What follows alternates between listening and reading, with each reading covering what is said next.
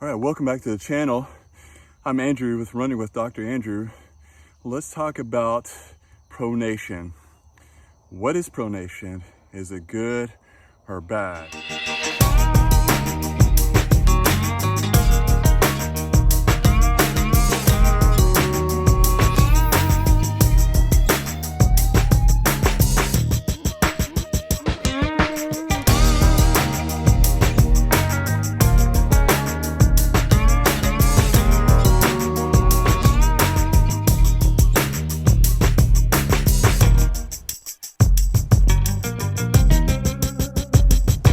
Let's go running.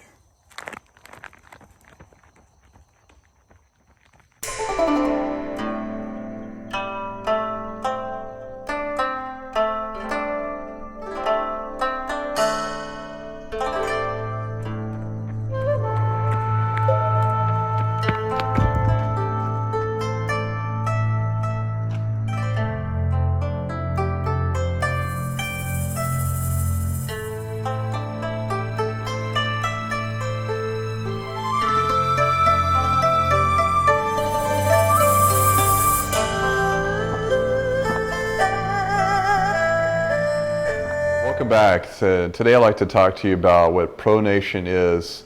Is it bad or is it good? What is pronation?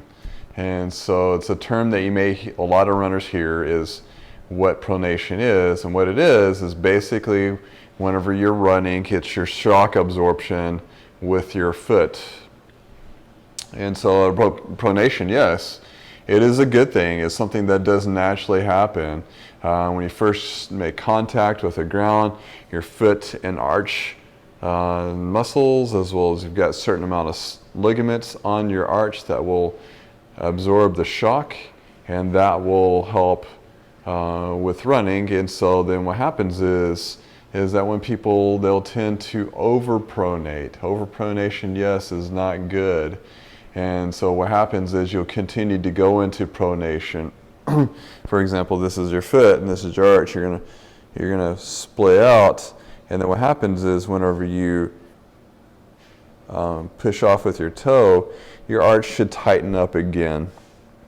It's going to make a rigid lever there too, rather than what happens is people will tend to pronate too much, and that will cause more rotation. If you can kind of look at my leg here, it will cause more rotation at the knee, the foot, and the hip there too. So that will cause more, especially if you're spinning a little too long in pronation compared to here.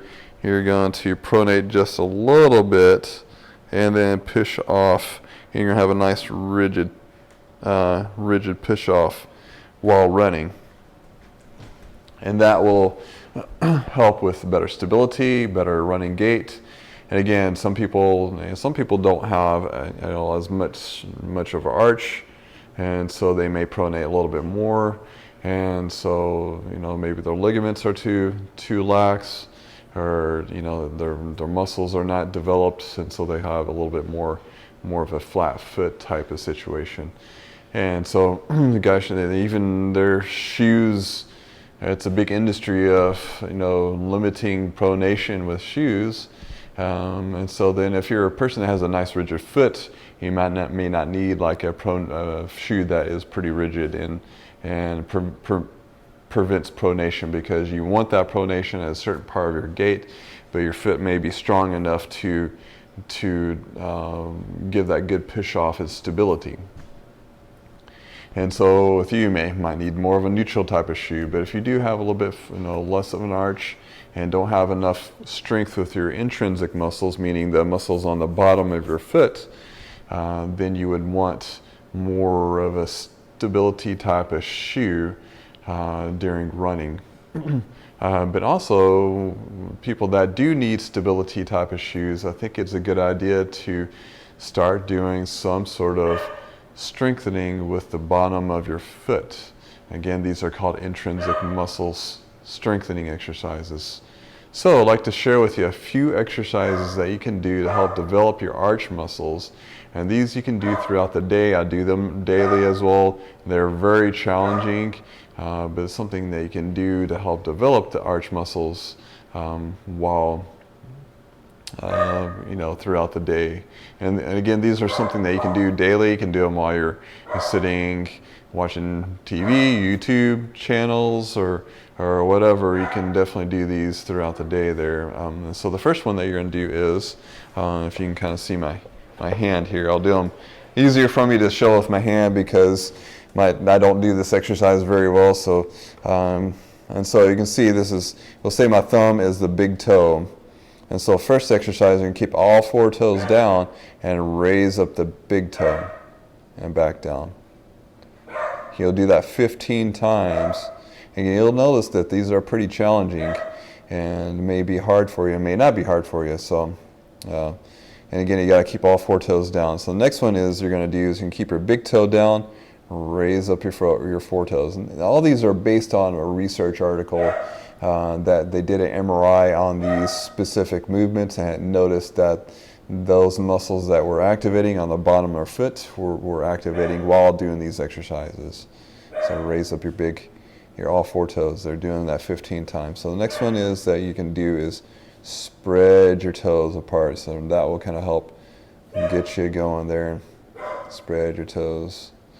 And then also what you can do is if you can see, this is your instep here on the inside part of your foot.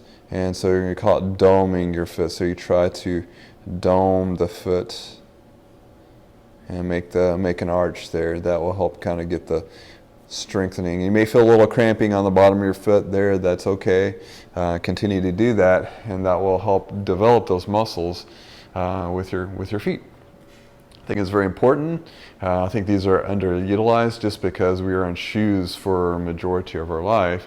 And so we don't use our toes to dig into the ground or climb trees anymore. Some people may do that, but I think definitely it's very important to do those toe strengthening exercises to develop your arch muscles. Also, they find that when you're doing these exercises, it may actually help develop your arch too. So if you don't have if you have a flat foot, this may develop a little bit of arch there, which is good, and give you better stability. So another thing that you can do to help with foot ankle strengthening is doing some a muscle called the posterior tibialis muscle. It's a muscle that is on the inside of your shin, comes along here and attaches on the bottom of your foot there. And how you train that muscle is very simple.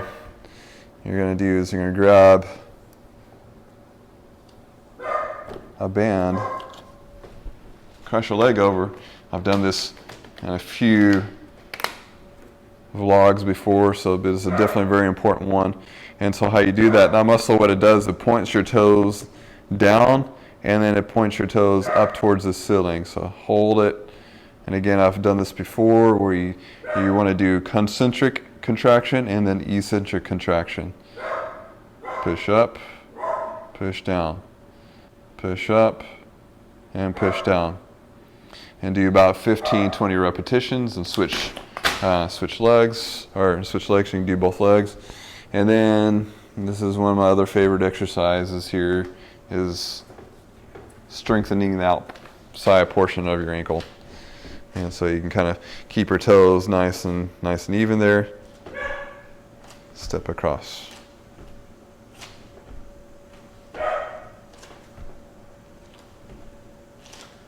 You can do this, and even maybe walk with it too. But keeping those toes nice and straight there, that will help develop the outside portion of your legs there. Another one that you can do a little bit more dynamic, though these exercises are more called closed or open chain exercises, and that's basically meaning you're ranging or you're exercising without putting your foot on the ground or anything like that. So there's no support underneath the foot. And so this exercise you're going to do is a closed chain exercise. Basically, what you can do is you can balance. You can balance while doing some squats and doing, maybe some toe touches with the other leg there. You can stand on some foam There's a thing that is called a BOSU. It's a half ball where you can stand on it, and it can really helps with your ankle stability. That'll help get your arch muscles to activate. So single leg exercise is very important for ankle stability and foot stability, as well as hip stability too. That's very important for that. So that concludes what the difference is. Pronation, yes, it is good. That's something that happens in a normal gait with walking and running. And then compared to overpronation, that you pronate, and what I mean by overpronation, you go into pronation when you're not supposed to. And a certain part of the gait, like I said, when you go off and toe off, push off, your foot should go more into a supination, locked position, and that will lock the arch up. And so some people don't do that, and that will cause more problems up the kinetic chain. And we're kind of like a chain link fence, so things kind of come up when things are difficult down there too. So it can cause calf strain, shin splints, knee pain, all the way up to head and neck pain too, believe it or not. So that concludes this video. So if you have not subscribed to this channel, please hit subscribe and ding that bell so you don't miss any other videos. And give this video a like too, so that way this video will be viewed for for more people that may want to know what pronation is.